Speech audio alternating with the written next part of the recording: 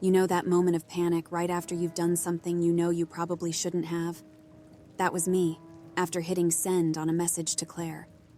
It was late, I was tipsy, and she had just gotten divorced. What was I thinking, trying to worm my way back into her life? But then she answered, and suddenly, everything changed. I made the mistake of sending a risky message several drinks deep on a Saturday night. An ex I dated for 3 years, Claire, was recently divorced, and I'd been trying to work up the courage to reach out. Instead of doing this in a pre-planned, calculated way, I pulled the Hail Mary of randomly messaging and asking how she'd been. I immediately regretted my choice, panicking as I heard my phone chime. Surprisingly, her response was positive. She let me know she's been better but was doing all right. She seemed open to having a conversation, and we continued to text until I passed out early in the morning. The next day, I woke up, my head pounding and feeling dehydrated. I quickly remembered having a conversation with Claire but couldn't recall the details. I looked at my messages. I felt embarrassed at how much I stumbled over my words. It was clear I was nervous about talking to her again. In my drunken state, I actually worked up the courage to ask her out. Surprisingly, she agreed, and we were to meet at a local trail that night around 7. I did remember her being pretty outdoorsy, so this suggestion made sense. Although I wasn't looking forward to a hike in the heat while hungover, I was very much looking forward to reconnecting with Claire. I knew she hadn't been divorced long, so I wasn't sure what she was looking for, but I was glad I was at least getting a chance to see her again after all these years. I met up with Claire at the trail as planned. I recognized her silver Honda immediately. She stepped out wearing a pair of cargo shorts and hiking boots. Despite it being 5 years since I saw her last, she didn't look a day over 21. Her shoulder-length blonde hair looked bright as ever, and her green eyes lit up the room, just like I remembered. "Hey, Aiden," said Claire, giving me a hug. I didn't have liquid courage backing me up anymore, so I was extremely nervous. We began walking, and luckily the conversation was easy. Claire didn't talk much about her ex-husband, thankfully. She seemed to be enjoying her post-divorce life. She recently moved to a townhouse and got a new dog, a yellow lab named Baxter. She also told me she left nursing to pursue graphic design like she always wanted. I remembered the arguments with her family when she started college. They put a lot of pressure on her to go into the medical field instead of anything creative. "I'm glad you're finally doing what's right for you," I told her. Claire nodded. At some point, the conversation shifted to heavier topics, particularly her brother's overdose a few years ago. I apologized to her for not attending the funeral. She was very understanding. We settled into a comfortable silence, taking in the scenery. The landscape of the trail was a beautiful mix of woods and prairie. "When do you want to start heading back?" I asked. It was almost 8 now and would be getting dark soon. Claire didn't respond. I wondered if she heard me. I figured she'd tell me when she was ready, and I wanted to spend as much time with her as possible, so I didn't ask again. I noticed we were past the parts of the trail I was familiar with. The trail led us over a hill. When we got to the other side, I noticed the landscape looked different. Despite being in Ohio, it looked like Washington State Park. Dramatic, tall pine trees lined the landscape, some covered in moss. The tree line was so dense we were comfortably covered in shade. I paused and looked around. Claire kept up her usual pace, barely seeming to notice. I was surprised I never heard how scenic this part of the trail was. "Damn, this is incredible," I commented, hoping to make conversation. Me and Claire actually talked about taking a trip to Washington many times during our relationship, but never took the plunge. I was always really sad we never got the chance to go. I thought about going on a road trip with friends, but it felt strange to go without her. Claire nodded and continued walking. I paused to take some pictures. Claire didn't stop to wait for me or even slow down. This kind of annoyed me, but I caught up to her, eager to see more of this section of the trail. We continued walking in silence. The beautiful tree line continued for a good 15 minutes, then seemed to gradually revert back to the normal Ohio landscape. I didn't know what to say at this point. It was clear that Claire didn't want to talk right now. Yet, she also didn't seem interested in concluding the hike either. I didn't like the mixed signals. I decided to give her some time before trying to start a conversation. The trees and tall prairie grass seemed to gradually thin out as we continued down the trail. The ground beneath appeared dry and cracked. Eventually, we reached an area that looked like a barren desert landscape. There were even cacti, which, as anyone in the Midwest knows, doesn't grow here naturally. "What the hell?" I whispered. I finally broke the silence. "Did you know this was here?" I asked Claire. "I didn't, but it reminds me of our trip to Arizona," she said, smiling. I thought back to the trip, smiling to myself. We took the trip our last year together. Even though we were on the rocks at that point, we got along great during the trip, and I thought it would be like a new beginning. Unfortunately, things didn't stay the same once we returned home. I snapped back into reality. I didn't understand how a landscape could change so rapidly. How were plants for a desert climate even able to survive here? Claire was barely reacting to our strange surroundings. I started to worry about her. She seemed despondent. I worried that maybe this was too much for her. It wasn't long after her divorce, after all. It also wasn't like she was reconnecting with an old fling we dated long-term and had a messy breakup. I couldn't even remember the details of what that final argument was about. All I remember clearly was watching her leave and feeling more powerless than I have in my entire life. Eventually, the desert-like landscape gave way to the Ohio L landscape I was more familiar with. I stopped for a moment to try to look up the trail to see how far it went. I tried for several minutes but was unable to get cell service.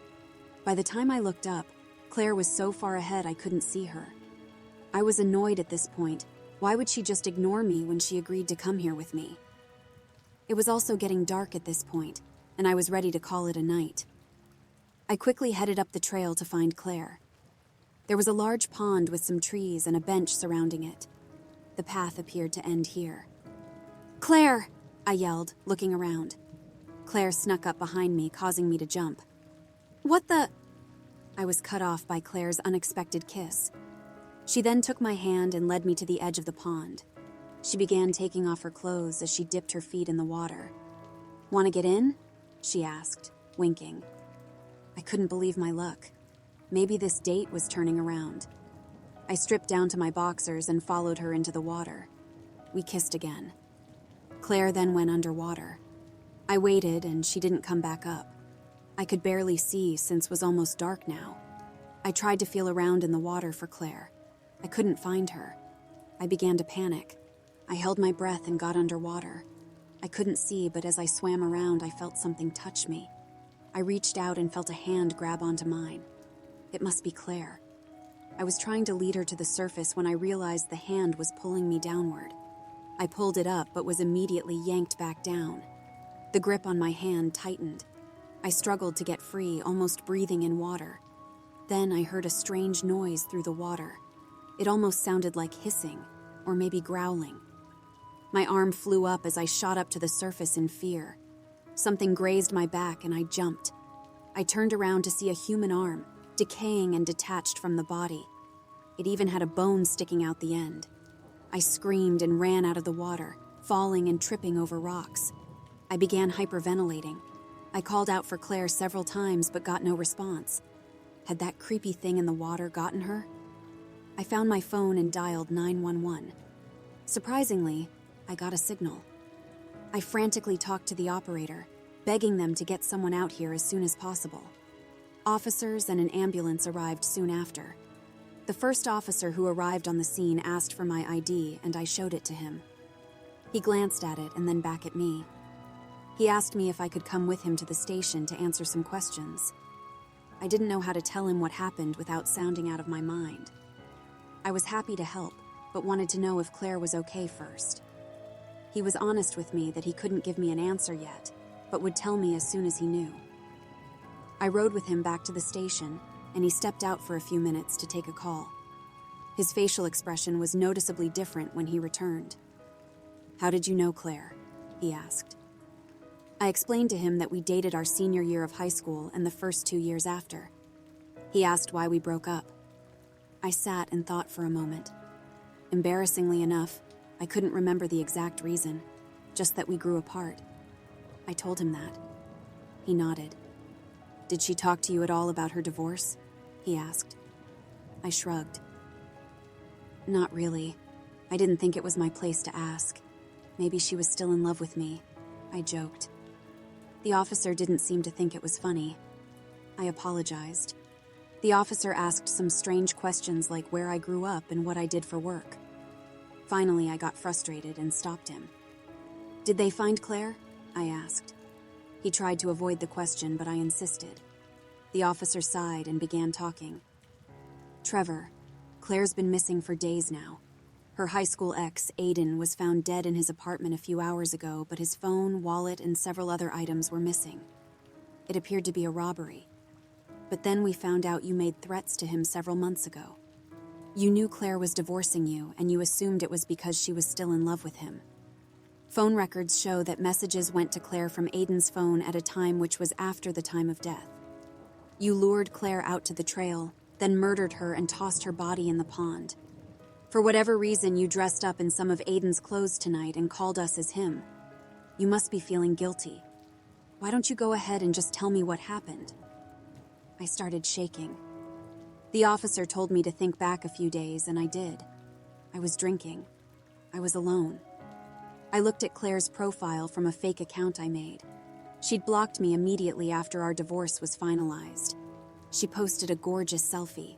Tons of thirsty, pathetic guys liked it. I clicked to see the names. Aiden, of course, had. I knew she still had feelings for him. Sometimes I didn't blame her. It's hard to lose feelings for an old flame. That said, I hated hearing about him. When we were moving into our marital home, I found some hand-painted terracotta pots in one of her boxes. She snatched them away from me as I unpacked them. I kept asking where they were from, and she finally caved, apparently. She and Aiden painted them during their trip to Arizona. Why she would insult me by still having them, I don't know. Sitting at home alone, I fixated on Aiden more and more. I already knew where he lived. I'd figured this out months ago. I'd also figured out his routine. The guy was pretty predictable after all. I watched outside while his lights turned off for the night that Saturday.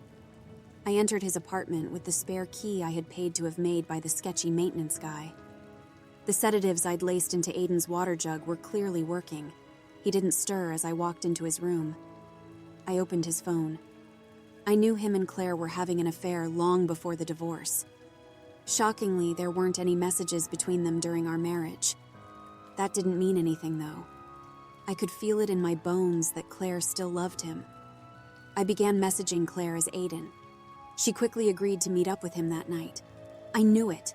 He's the reason I lost my Claire. Eventually, Aiden began to stir, making me uneasy. With the help of a phone charger, I made sure he never moved again. Claire looked shocked when she saw me get out of Aiden's truck wearing his clothes. "What the hell?" she asked. "Isn't this who you wanted tonight? I'm just being who you wanted all along," I responded. "Where's Aiden? You're crazy!" she shouted. I don't remember what happened next, or maybe I just blocked it out. All I remember is walking back from the pond, clothes wet, and my face and arms scratched and bloody. The officer snapped me back into reality, asking why I returned on Saturday. The thing is, I couldn't tell him. It was like I was in a trance, living a life that wasn't mine. The officer placed me under arrest. I still couldn't figure out why I went back. In an empty corner of the room, I saw her. Claire. She was dripping wet, her hair and clothes dirty, and a creepy smile on her face. I stepped back, pointing, and the officer appeared confused. After I started screaming, I heard him call for backup. I was injected with something. My eyes became heavy and I closed them. I could still see Claire with my eyes closed.